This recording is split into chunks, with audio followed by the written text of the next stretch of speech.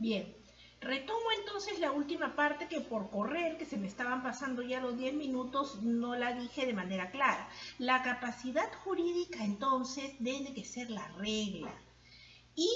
en esta regla, de acuerdo a las últimas modificaciones, también las personas con discapacidad o con capacidades diversas tienen capacidad de ejercicio, ojo, en igualdad de condiciones que el resto de las personas en todos los aspectos de la vida. Y es la modificatoria que se dio con el decreto legislativo 384, que hizo que muchas de las normas que ya eran realmente discriminatorias en el Código Civil pudieran tener ahora una finalidad de respeto real de los derechos humanos de todas las personas sin discriminación en condiciones de igualdad.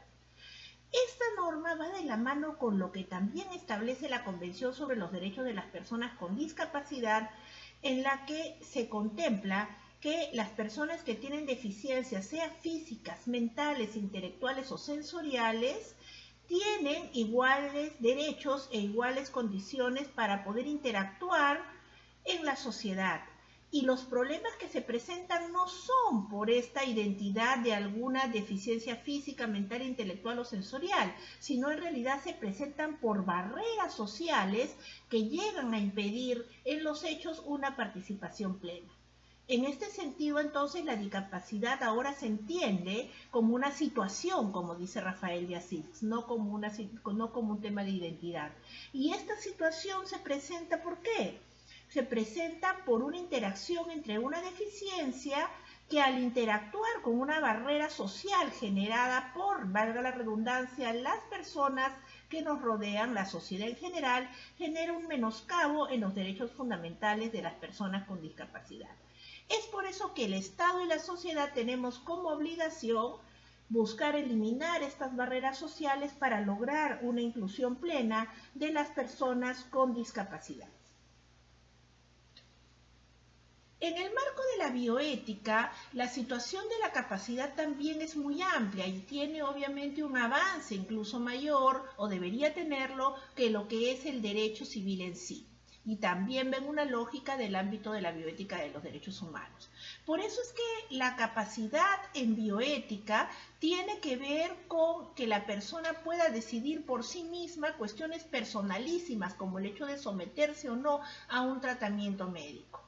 No se trata entonces de la capacidad jurídica propiamente dicha, aunque hemos visto que cada vez se deben ir relacionando más en una lógica de respeto por los derechos humanos, sino en una capacidad de hecho para entender y decidir por sí misma la persona, por la expresión de su voluntad, obviamente previo consentimiento libre e informado. En este sentido, entonces, los principios vinculados a la bioética de los derechos humanos en materia de atención en salud e investigación tienen que ver con lo que es, y recordemos lo que mencionábamos en las clases pasadas con Atienza, la dignidad, la autonomía, el principio de igualdad, del de no discriminación y también el principio de información. La regla entonces tiene que ser la autonomía, la capacidad de cada persona de decidir sobre aquello que le afecta en relación a su vida, a su integridad y a su salud. Y solamente de manera excepcional para aquellas situaciones en las cuales hay una valga la redundancia, situación de vulnerabilidad, ¿no? Se puede buscar una protección que va de la mano, recordando lo que mencionaba Atienza, con la lógica de que la regla es la autonomía y la excepción un paternalismo justificado. Esa es la excepción de protección y que solamente puede darse cuando por alguna situación, como hablábamos, el tema de las discapacidades tiene que ver también, por ejemplo, con situaciones, ¿no? Hay un criterio de incompetencia básica en un momento, hay una suposición de un beneficio objetivo de la persona que va a tomar en apoyo de quien está en una situación de excepción que requiere protección la decisión para su beneficio, y obviamente donde se pueda buscar pensar que la persona que no puede en ese momento manifestar su voluntad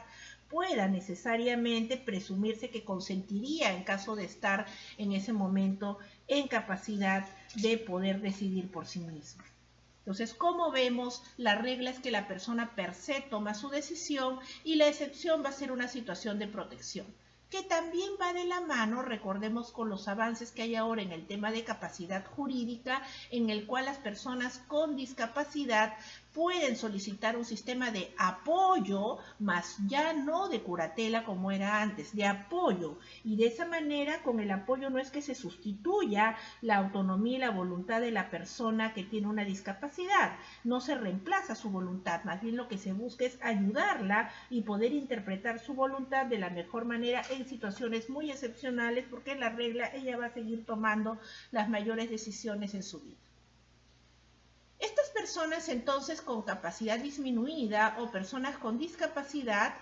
no van a estar privadas de discernimiento o de tomar sus decisiones. Y lo que se va a hacer es buscarlas, ¿no? Buscar protegerlas en situaciones de excepción cuando hayan consecuencias que las perjudiquen.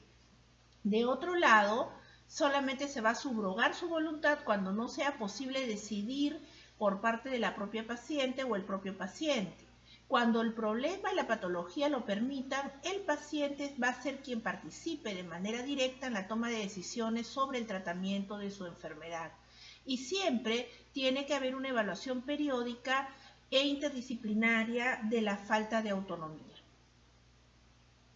En esta lógica, entonces, estamos hablando de las personas con capacidad disminuida en el marco de un respeto a su dignidad, a su no discriminación y al respeto por las diferencias entre las personas en igualdad de condiciones. El marco jurídico de personas con capacidad disminuida sin duda busca eliminar las barreras de las cuales ya hablamos, busca la igualdad de condiciones y busca obviamente lo que les mencionaba hace un rato, dejar el modelo de sustitución en la toma de decisiones que antes iba con la curatela por el de una asistencia en la toma de decisiones con este sistema de apoyos que prioriza sin duda las decisiones autónomas. De esta manera lo que se busca es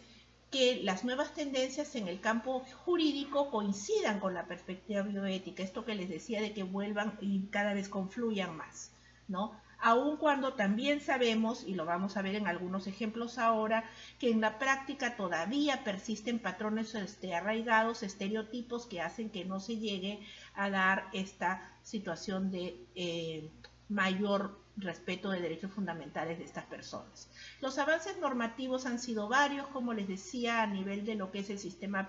jurídico peruano, en la lógica de una mayor protección a los derechos de las personas con discapacidad. Finalmente, quería también ir de la mano que personas en general, todas las personas sin distinción de ninguna clase en materia de lo que es la bioética y en el respeto del consentimiento informado para el sometimiento a tratamientos o investigaciones,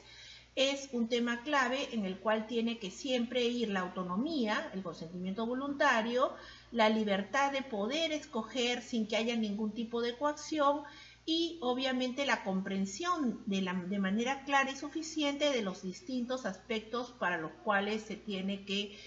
tomar la decisión o previos a los cuales se va a tomar la decisión. En ese sentido, entonces, tenemos que recordar que las diferentes normas establecen que se debe tratar de un consentimiento informado, libre, intencional, absolutamente no coaccionado, completo, suficiente y claro.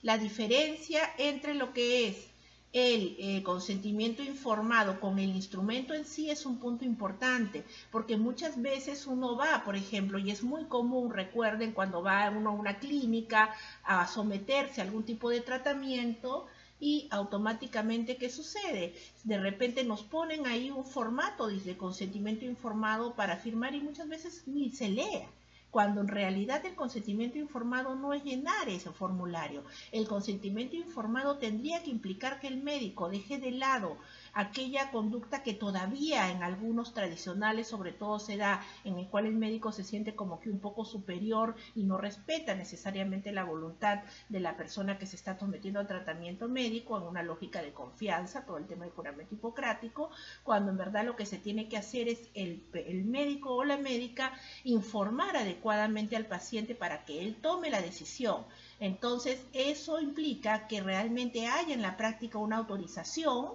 Ese es el verdadero consentimiento libre e informado y no simplemente una autorización formal vía una firma de un documento. En ese sentido, yo creo que he dado algunas de las ideas claras. Hay muchas otras cosas que estamos trabajando, tanto en el PPT como en los documentos que se han leído, y yo quisiera pasar más bien a ver ahora las dudas que se puedan tener, como también algunos casos que pudiéramos trabajar en el marco de lo que es el derecho a la integridad, las decisiones que uno tiene para poder tomar de manera libre y autónoma respecto al consentimiento informado en el someterse a tratamientos, las intervenciones de emergencia, que también las he mencionado en el PPT para poder ver cómo se dan las situaciones en la práctica, y aspectos vinculados al internamiento de las personas que tienen algún tipo de discapacidad intelectual o de discapacidad mental, y cómo viene esto funcionando en la práctica y cuáles son los estándares de derechos fundamentales que deberían darse de acuerdo a la ley y a la jurisprudencia.